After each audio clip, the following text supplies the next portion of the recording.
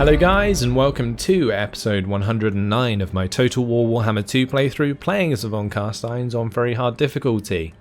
This is Mortal Empires and we're going for world domination, and today it starts with Milland taking another of the Dark Elf settlements, so let's go get it. Eversail, let's just auto-resolve this. I'm hoping that this works out. Great, it did. We'll occupy that, and that's going to give us the full province of Avalon under our control. If we go into his skills, we can now upgrade Blade Shield. We'll probably end up maxing that out so that Milland's just an absolute badass in melee combat. He already is because of the Sword of Cain, but will be even more so. Now this settlement does have a port, but what we're going to build in the secondary slot is the Balefire Brazier, just because I want to make sure that vampiric corruption grows sooner than later. And I'm going to upgrade that new settlement. I'll also put some money into the exotic animal pen, since we do have quite a lot of spare cash to throw around. Ormond is not going anywhere, so the only other army that we have to move is Count Ewald. Now, we have quite an interesting decision to make here, because he does not really have any target anymore. Since we're not going to probably be attacking Khemri until the end of the campaign, it would likely be a better idea to send Count Ewald either north or potentially over to like the Blue Vipers and start attacking them. I could also put them in a place where they can prepare to attack the Wood Elves. That could also be another job for Count Ewald. For example, if I move him up north, we replace these Black Knights with Lances of Barding with Blood Knights, and then we head over to the Wood Elves. I can then decide if I want to attack the Wood Elves and Khemri soon after, or we just continue westward towards the New World. Let's put him into March Stance. I think we're just going to head straight up towards like Castle Drakenhof, and we will sort out some Blood Knights for Count Ewald. It's going to be the first thing I do. Can I build Blood Knights anywhere else that's a bit better? Maybe over here at Reichland? No, that kind of makes me feel like I'd be heading too far up. Have a look at the army that's attacking Paravon. I don't think it's too strong. I might just be able to auto-resolve that. Yeah, Pyrrhic Victory. I'll do. And we'll take the extra cash. So that gets rid of the rebellion. And now it's +3 public order again. Nice. So that is everything done. Just got Bethelda to move. We'll try and go for the assassination attempt onto this hero. Oh, looks like we can't. Probably because we assassinated someone last turn. Let's not forget to put a commandment into Avalon. Let's go for the repress mortals for now.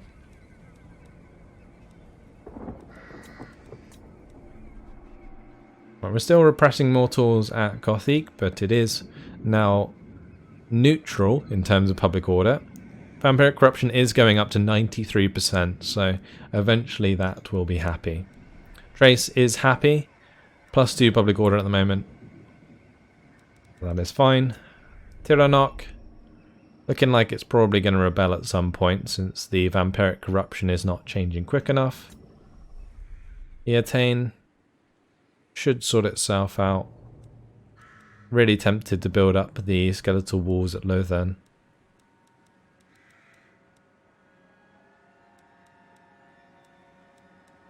I was building up the ancient armory to the reliquary so that I could build Blood Knights. I'll make sure to do that. And over at Blightwater here, does actually have +1 public order, but is losing vampiric corruption. I guess that's due to agents of Khemri. Over at the back coast, we're all good. 10,000 left to spend. Surely there's a decent place where I can spend it. I guess upgrading the Balefire Brazier to the Balefire Hearth here is not a bad idea, because that will boost vampiric corruption across Ulthuan. And at Calador, yeah, let's build up those walls.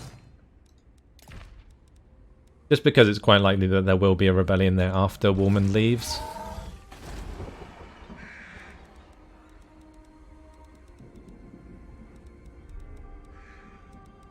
Right, that's everything done. Let's move on to the next turn. Vlad von Carstein. The Wood Elves would like a military alliance. We are not going to give them one.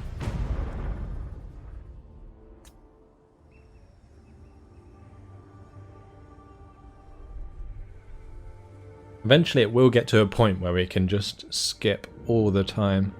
Like, I think we're pretty much at that point, because the Dark Elves just aren't really a massive threat anymore. They already asked us for a peace treaty. They probably have like one army. We're all good in general. Blooded Axe tribe is being chased by Isabella. Maybe Count Ewald can help Isabella out in that case. It looks like those armies are going to be jumping backwards and forwards otherwise, which is really kind of annoying. We are going to see a rebellion here,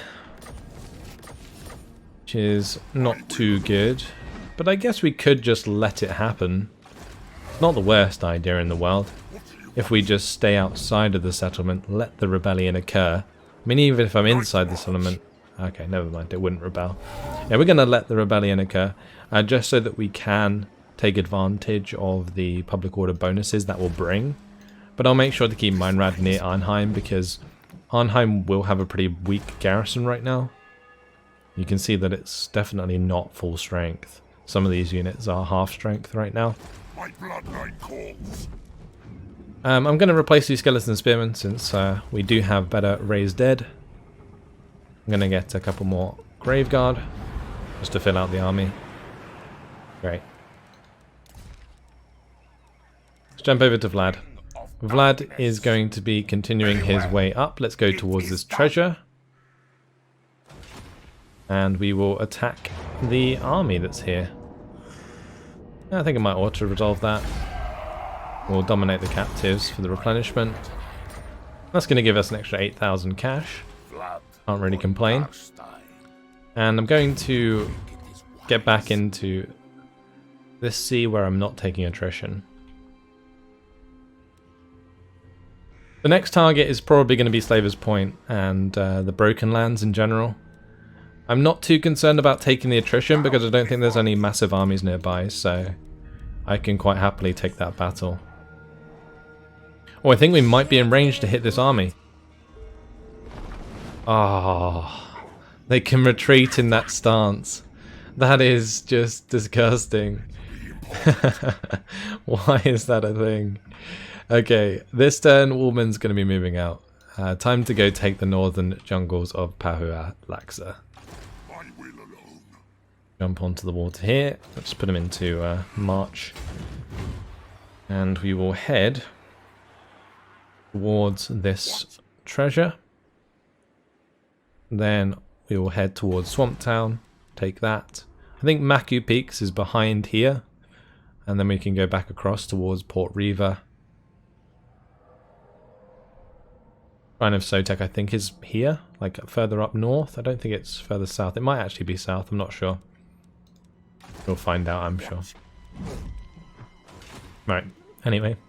Meinrad's staying where he is, so just Milland is the next one to move. Let's go take Whitefire Tor.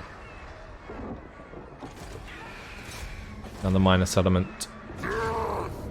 One that has a very, very small garrison, so we'll just occupy that. Thank you very much. Okay, and that should actually give us some replenishment since the vampiric corruption's already 40% and already dominant, which is great.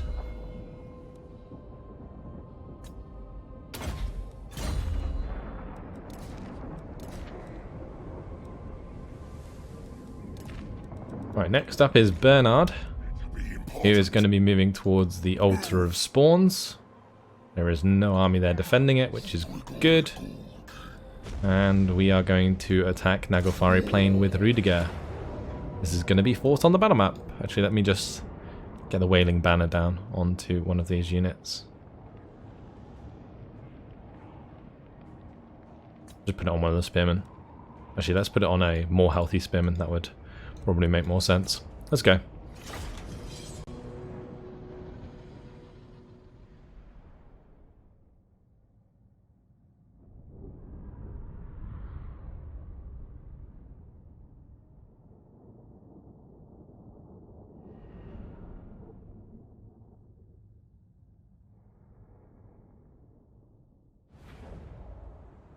Right.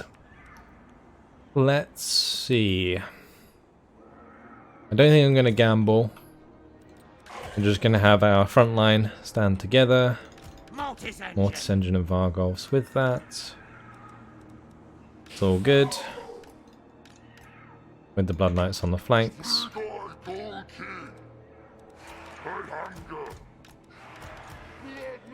Start the battle.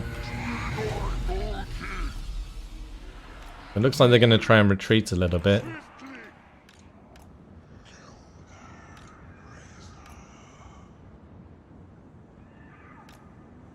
Yeah, maybe not too far. But at least the Ice Trolls are on that left side. That does allow the Blood Knights to get in a good charge there.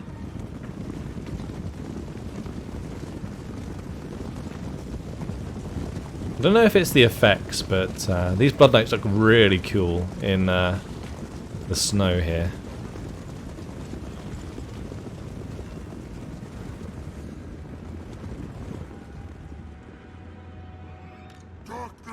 I don't think I really have to worry too much about this engagement, so I'm just going to charge straight in with the Blood Knights. I might have one of the Blood Knights go to one side, but the others can just like go straight in. Yeah, the Norscan Ice Trolls are actually coming towards us. And that's an engagement I'm absolutely fine with. Meanwhile, these Blood Knights need to come back over. I'll commit more to this right side, I think. I'll have my Necromancer move over there. Life ends.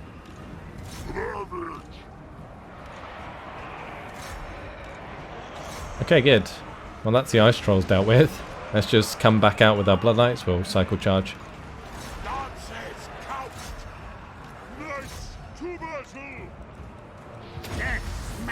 Now let's just make sure to invocate. Good.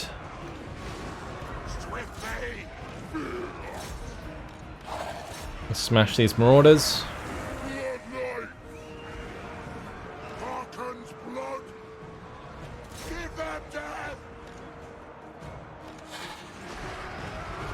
I'm going to move the Vargolfs and the Mortis Engine over to the right.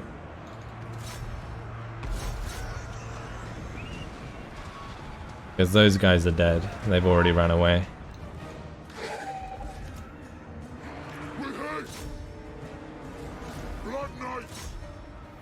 I think most of the units are already running away. Yeah, we'll just tell all of my units to attack their leader. And that way I can just get an invocation off.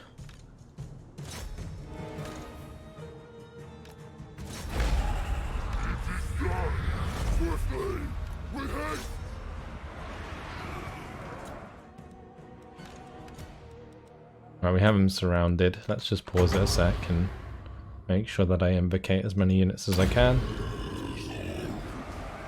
Good.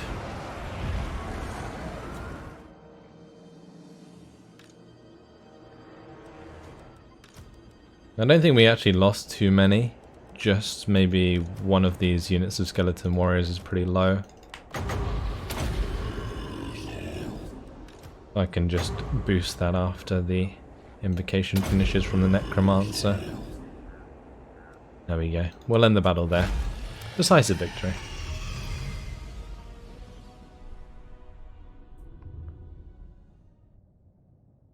I actually really like this army just because the front line doesn't actually have to be that strong. Especially supported by the Mortis Engine and Vargolfs. These lower tier Norscan units really just get crushed. Oh, I didn't mean to occupy it. That was a big mistake. Shit. I meant to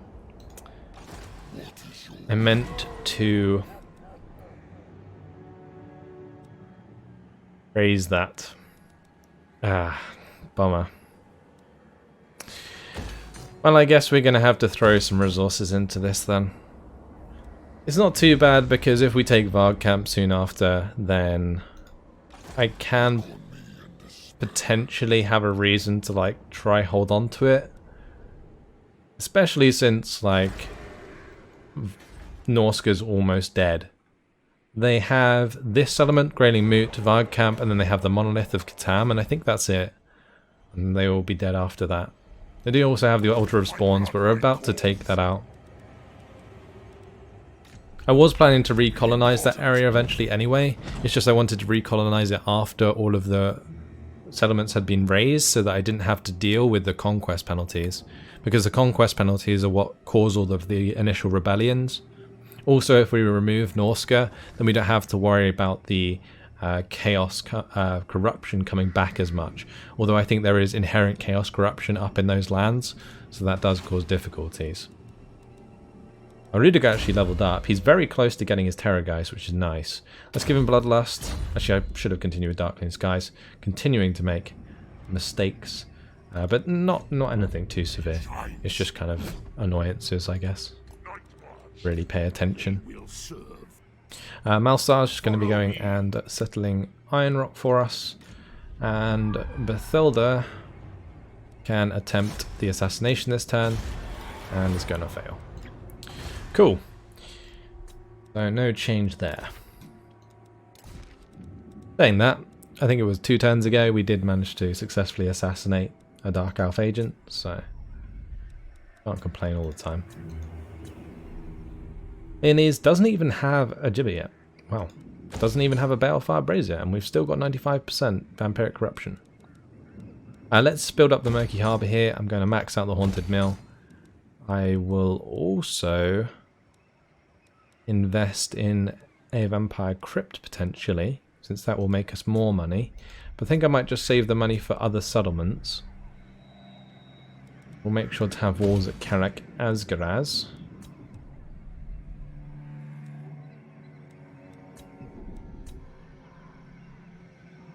Let's make sure there's walls at Fort Jakova, and we'll upgrade Kislev. And then we'll also upgrade at Bordelot. Let's make sure the settlement's upgraded first. We'll get the vineyards upgraded. Nice. Imminent rebellion at the Black Coast, we are well aware of. And all is well. Okay. Let's end the turn. Welcome. Sit by my side. So having not raised that settlement, it will cause us a little bit of issues in the north, but as long as Norska dies easily, I'm not too worried. Because we'll have the armies there to deal with the public order anyway. Which is the whole idea of using those skeleton armies. I really don't want to be at war with Skaven right now. Absolutely no point. Not liking this balance of power. I mean, it is well in our favour, but just that little bit means that there is likely an army of some mammoths somewhere. Or if not mammoths, at least Wulfric's going to be on a mammoth. And he is difficult to bring down.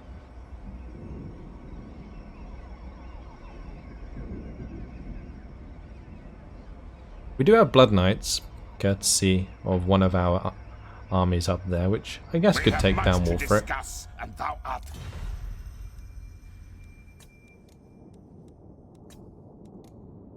We don't want to join that war.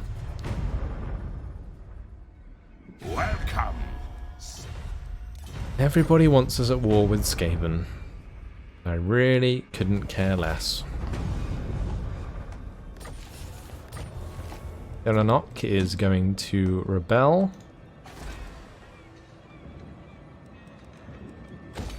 Is there potential for us to maybe cancel the taxes?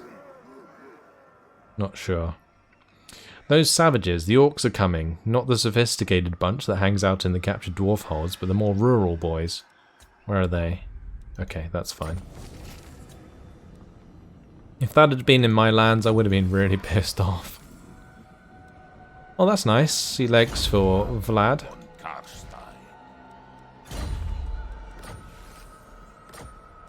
Really good, actually.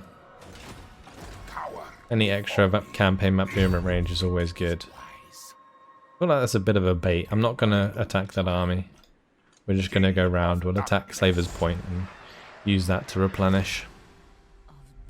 And meanwhile, Isabella does need to head back towards this army. We're just going to be going backwards and forwards the whole time. Probably until Count Ewald gets here, actually.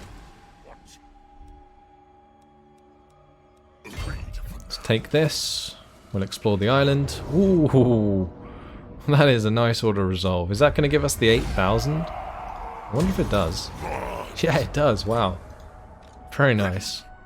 Then go. We'll continue through and yeah, head towards Swamp Town. Adeline is now level 39. We'll max out the weapon strength. And then what I'm going to do is get inviolable, I think.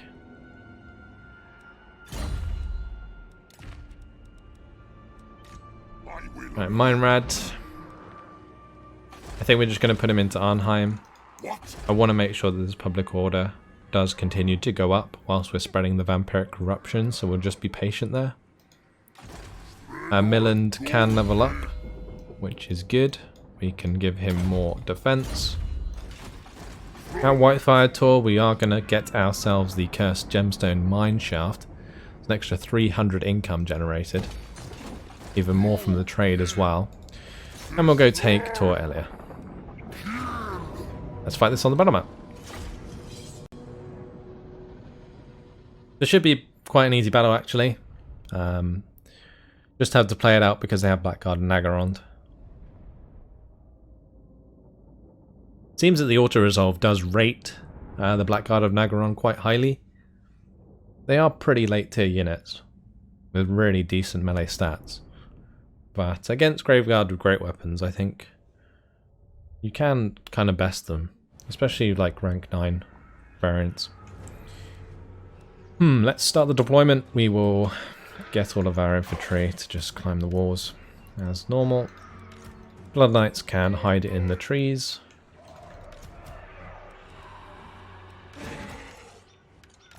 Okay. Off we go.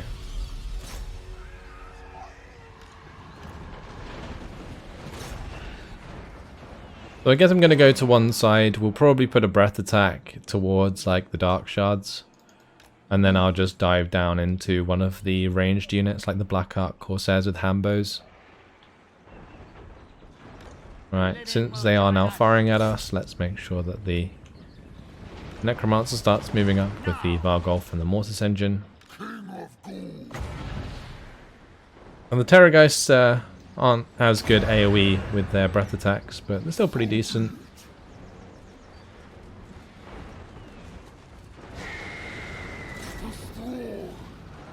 If you hit them right, they can do a lot of damage. There we go. Go on, Milland, mess him up. Let's buff him up. And he can start smashing these people to pieces.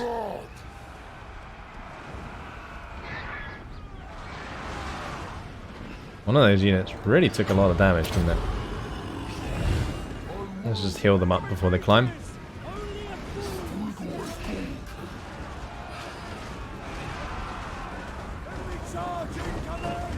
I love how much damage he's doing, it's great. It's just a shame that we can't use the Sword of Cain ability on the walls. It'd be great if we could.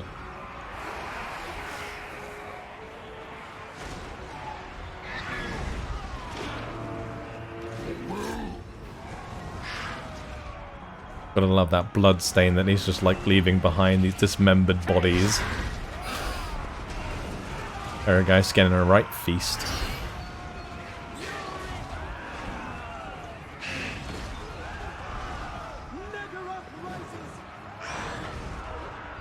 I guess we could put the Sword of Cain down here.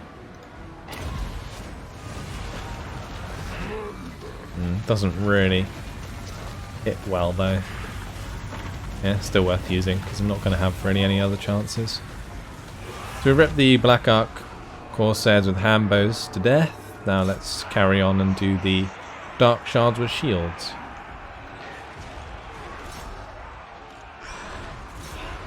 Need to make sure I'm attacking these Blackguard of Nagaron.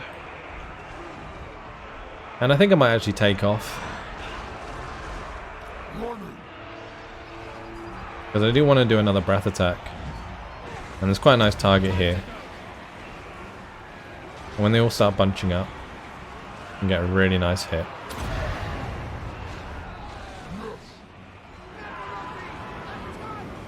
Or not.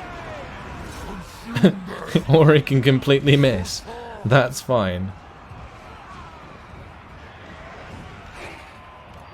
Might have one of these chase down the dark shards with shields on the ground. Like he's going to be charging down into these blackguard though. Let's just smash them to pieces. Lovely. Okay, the blackguarded Nagaron might actually do quite a bit of damage to my Vargolf. I guess I can always have Milland come down and help out. Having the Mortis engine in combat's never a bad idea though. It's just they are anti-large technically.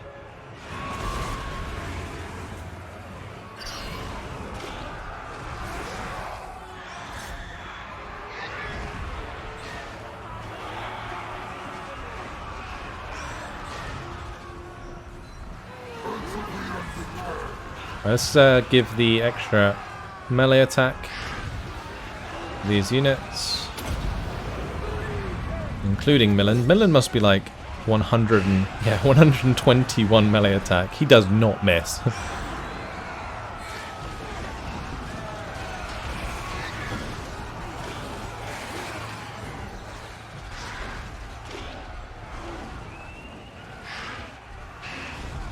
Just happily nomming on these guys. Mortis engine took quite a bit of damage. Let's just put an invocation on that.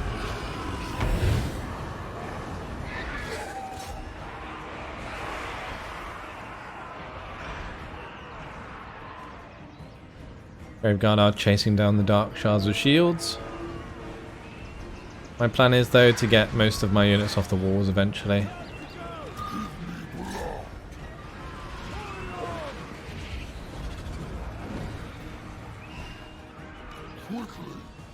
If I come to the right angle, I might just be able to put like a breath attack through these guys.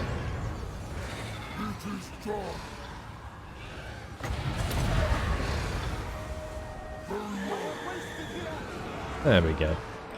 It's going to get rid of them. Now I'll just have all of the units get off the walls, whilst the Vargolf goes and smashes these guys in the center. I can also have Milland go and kill off some of the guys, since he's not needed for the invocations.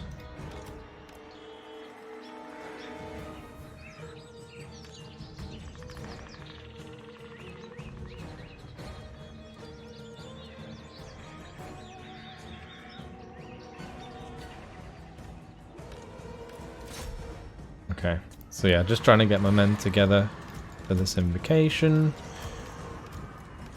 If they want to come.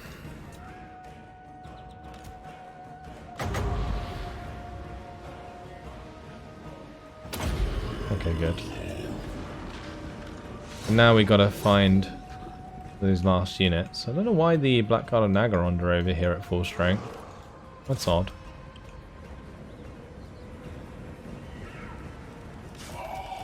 Just have my Hex Raids go run them down. Meanwhile, I'll have Milland destroy the Death Hag. Spirit Leech that guy. Or girl, I guess. Goodbye. That damage is just disgusting.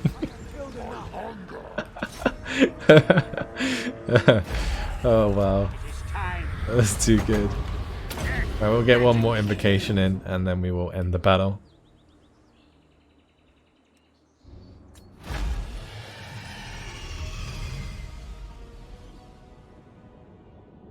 Simple stuff.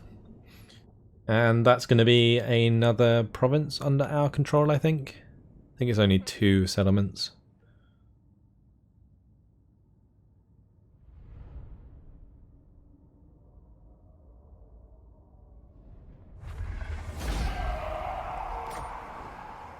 Yes. Beware of knives in the dark. We have done it. Okay, so let's get rid of the ossuary. Don't need that, and we'll make sure to build the balefire brazier and the gibbet for now.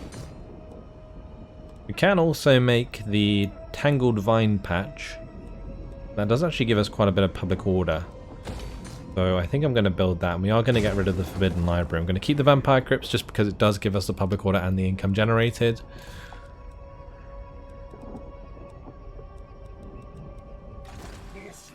So I think that's the Dark Elves pushed out of Ulthuan entirely, other than for these gates, which we will go and take. The reason I have avoided focusing on them is because they don't really do too much, and they don't give us any income. So yeah, completely pointless. Have a look at Bernard. He's going to be taking the Altar of Spawns. Another garrison for us to destroy. Let's jump straight in. So just a lot of garrison battles today, but we have taken loads of settlements. I don't know how long ago it was now, but there was a time in this campaign where I was struggling to like get a settlement every episode, but now we're getting multiple each episode, which is really good, and getting multiple settlements each turn is probably the better way to look at it. This is already the longest campaign I've ever played on Total War Warhammer 2, and I've played a lot of campaigns. And all of my campaigns are recorded. They can all be found on this channel or on my Vulcan HD Gaming channel.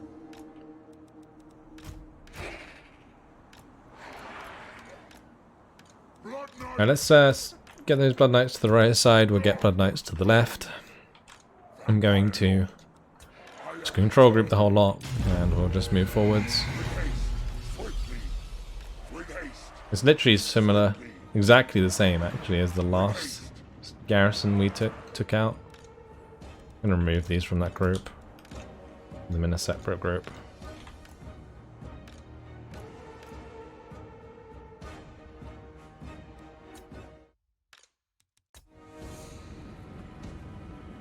Okay, just going to give the attack order.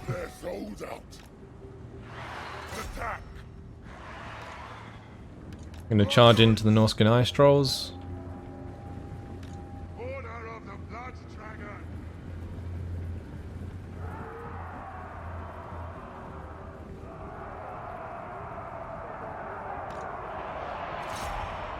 Okay, so that's the trolls taken care of. And we'll just have these Blood Knights move around the back to take care of the Marauders. Well, it looks like the Marauders might end up in melee combat. Get an invocation down though, preemptively, since we will be taking quite a bit of damage. Let's have one of these go into the Marauder Champions, because the armor piercing will definitely be helpful. Well, that's the Norscan Ice Trolls dealt with. They are gone. Just smash into the Marauder Hunters from behind. I'll have one of these go into these Marauders.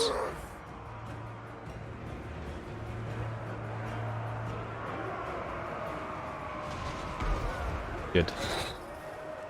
One of my skeleton units is about to die. I guess we could bring them back, but I'm more than likely to actually merge these skeletons and just raise more dead than actually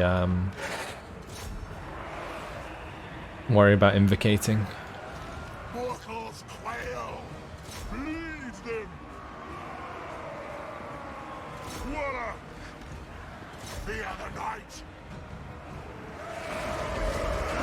The Blood Knights charge in. Absolutely squished. Night has fallen!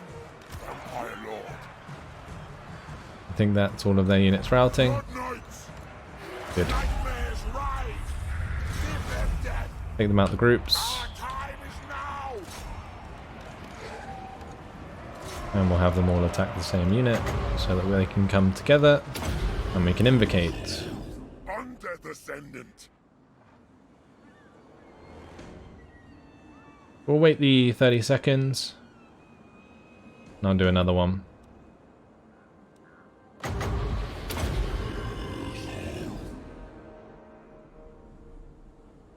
Nice. End the battle there for the decisive victory.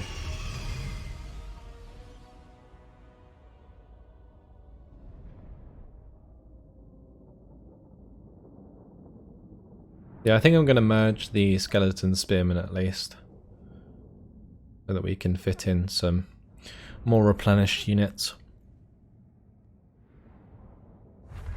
But for now, let's make sure that we raise this.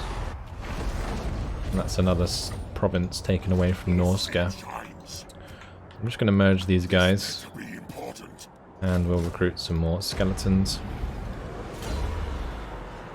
As for Bernard, well, we'll max out Darkling's guys, just so that he doesn't suffer so much from that attrition. And unfortunately, guys, it has been my time, so I am going to leave it here. In the next episode, what we're going to do is